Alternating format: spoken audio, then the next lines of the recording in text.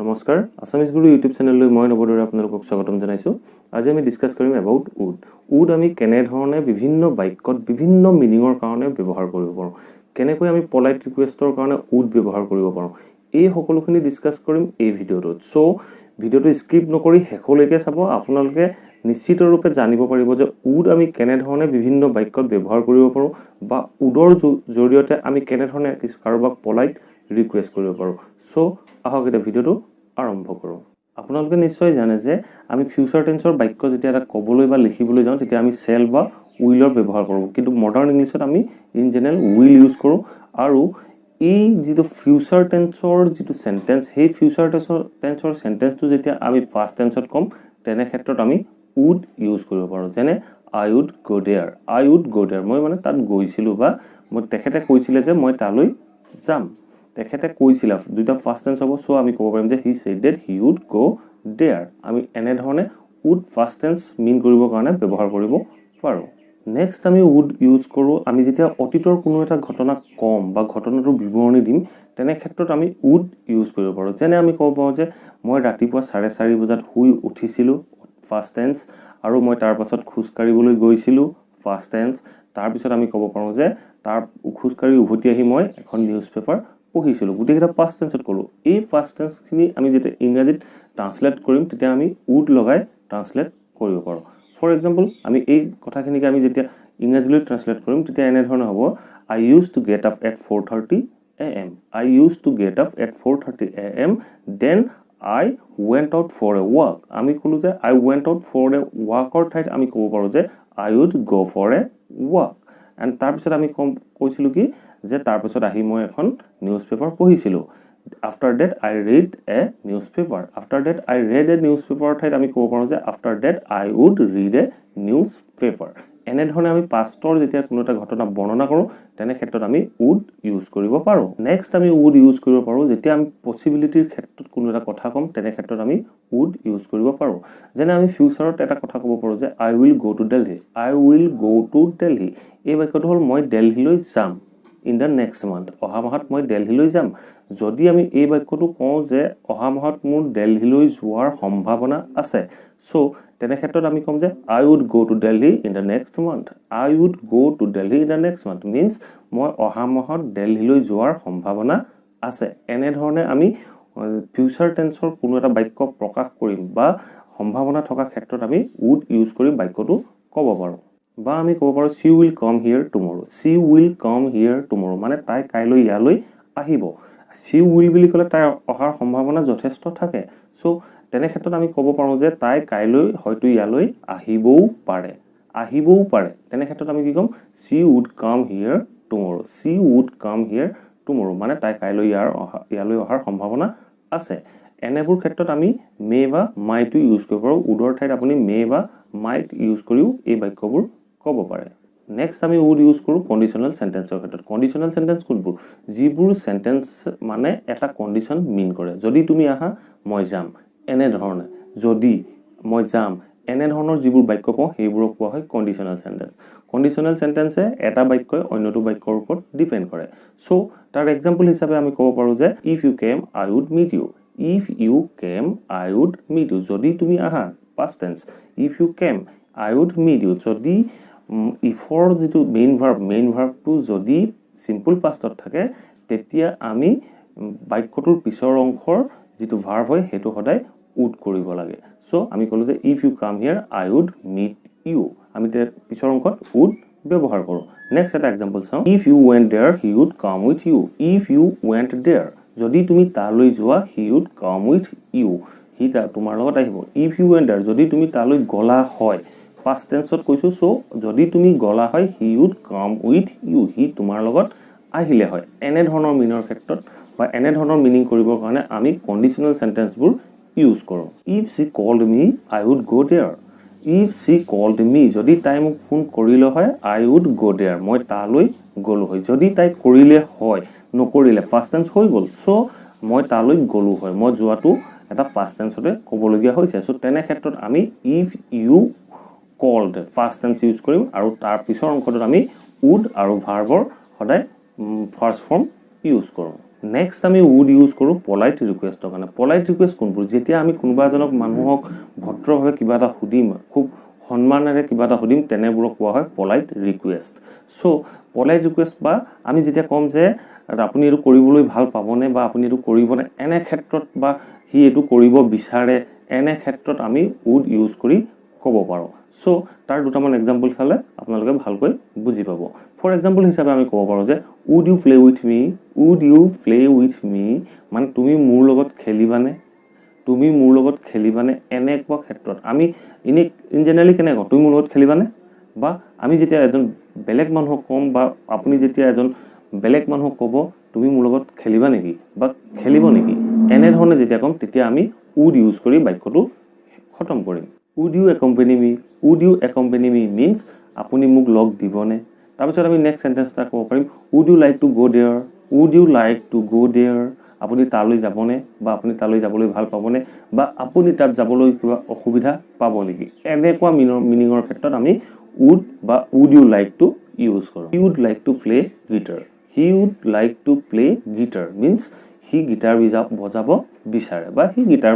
বজাই ভাল পায় সেইকাৰণে সি গিটাৰ বজাব বিচাৰে তেনে ক্ষেত্ৰত আমি কি ক'ম he would like to play guitar সি গিটাৰ বজাব বিচাৰে এনেকুৱা ধৰণে আমি যেতিয়া কোনোবা এজন মানুহক ভদ্ৰভাৱে অনাৰলি কিবা এটা কথা ক'ম তেনে ক্ষেত্ৰত আমি উড বা would you like to use কৰি বাক্যবোৰ ক'ব পাৰোঁ নেক্সট আমি উড ইউজ কৰোঁ আপুনি বেয়া পাব নেকি বা আপোনাৰ কিবা অসুবিধা হ'ব নেকি তেনেকুৱা অৰ্থ প্ৰকাশ কৰিবলৈ আমি উড ইউজ কৰোঁ উডৰ লগত আমি এনেকৈ আৰম্ভ কৰোঁ উড ইউ মাইণ্ড ইফ এই বাক্যৰ অংশটো আমি ইউজ কৰোঁ এই বাক্যৰ অংশটো কিয় ইউজ কৰোঁ আমি যেতিয়া কাৰোবাক পলাইটলি ভদ্ৰভাৱে কিবা এটা কথা সুধিবলৈ যাম তেনে ক্ষেত্ৰত আমি would you mind if use কৰোঁ চ' তাৰ দুটামান এক্সাম্পল চালে আপোনালোকৰ বাবে সহজ হৈ পৰিব would you mind if she comes here would you mind if she comes here আপুনি কিবা বেয়া পাব নেকি যদি তাই ইয়ালৈ আহে বা আমি নেক্সট এটা এক্সাম্পল ক'ব পাৰোঁ would you mind if I don't drive the car would you mind if I don't drive the car আপুনি বেয়া পাব নেকি যদি মই গাড়ীখন নচলাওঁ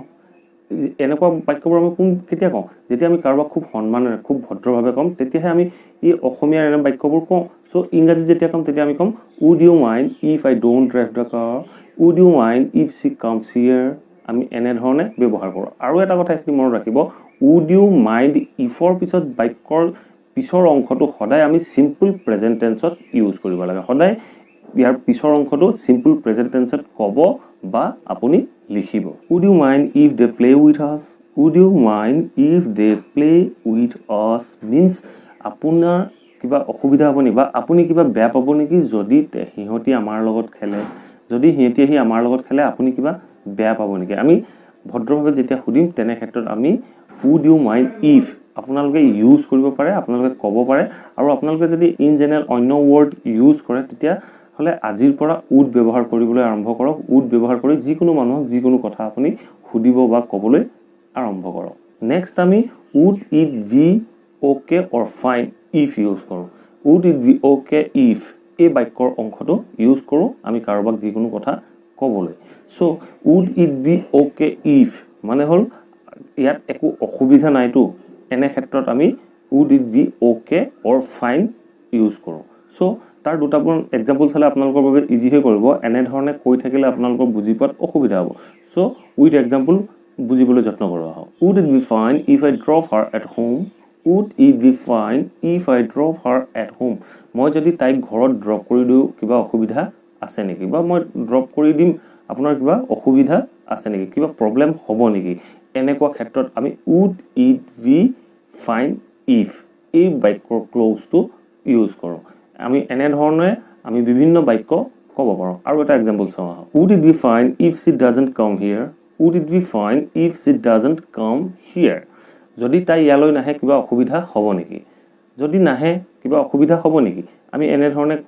কুৱেশ্যন কৰোঁ বা আমি অসমীয়াত প্ৰায় কওঁ যদি মই নাযাওঁ কিবা অসুবিধা হ'ব নেকি would it be fine if I don't go' there আমি এনেধৰণে কওঁ বা এনেধৰণে আমি কোৱা শুনো চ' এনেবোৰ বাক্য আমি যেতিয়া ইংৰাজীত ক'ম তেতিয়া ক'ম would it be fine if I don't go' there would it be fine if she don't come here would it be fine if I drop you at home এনেধৰণে আমি ক'ব পাৰোঁ বা লিখিবও পাৰোঁ নেক্সট আমি ইউজ কৰিম would rather than would rather than আমি কেতিয়া ইউজ কৰোঁ যেতিয়া আমি ক'ম যে এই লকডাউনৰ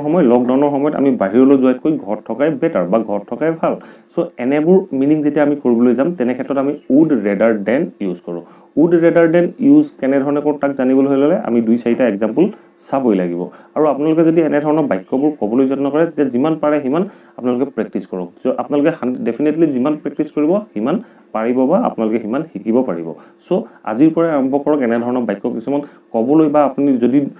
কাৰোবাক কোৱাৰ সুবিধা নাই তেতিয়াহ'লে আপোনাৰ এখন নোটবুক লৈ কপি এখন লৈ তাত এনে ধৰণৰ বাক্য কিছুমান লিখি যাওক যিখিনি আপুনি ঘৰত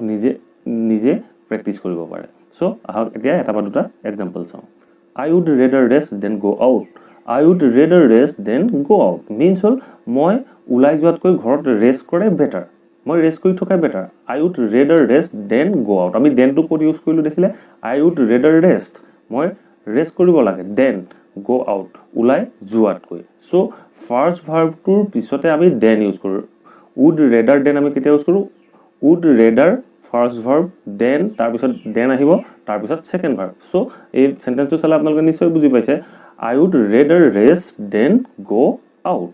এটা নেক্সট এটা এক্সাম্পল চাওঁ you would rather read than play you would rather read than play এই বাক্যটোত চাওক এই বাক্যটোত আমি ইউজ কৰিলোঁ you would rather read মানে তুমি পঢ়ি থকাটো ভাল then go out বা then play তুমি খেলি থকাতকৈ পঢ়ি থকাটো ভাল সো এনেকুৱা মিনিংৰ ক্ষেত্ৰত আমি ইউজ কৰিলোঁ would rather than আপোনালোকে এনে ধৰণে ক'বলৈ বা লিখিবলৈ বা আপোনালোকে যিকোনো প্ৰেক্টিছ কৰিবলৈ আৰম্ভ কৰক বা আপুনি মই খেলাটো বিচাৰেনে বা আপুনি মই খেলাটো ভাল পাবনে would you like me to play মানে মই খেলাটো আপুনি ভাল পাবনে এনেকুৱা ক্ষেত্ৰত আমি would you like me use কৰোঁ like me ঠাইত আপুনি you হ'ব পাৰে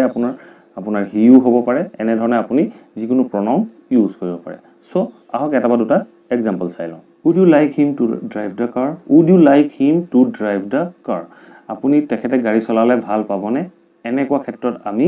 would you like him to use কৰিলোঁ আৰু নেক্সট এটা আমি সেন্টেন্স ক'ব পাৰোঁ would you like me to dance with her would you like me to dance with her মই তাইৰ লগত ডান্স কৰিলে আপুনি ভাল পাবনে বা আপোনাৰ কিবা অসুবিধা আছে নেকি এনেকুৱা মিনিংৰ ক্ষেত্ৰত আমি would you like me বা যিকোনো প্ৰনাউন me ঠাইত যিকোনো প্ৰনাউন ইউজ কৰি যিকোনো সেন্টেন্স ক'ব পাৰোঁ সো আজি চালোঁ আমি would ইউজ নেক্সট আমি চাম would be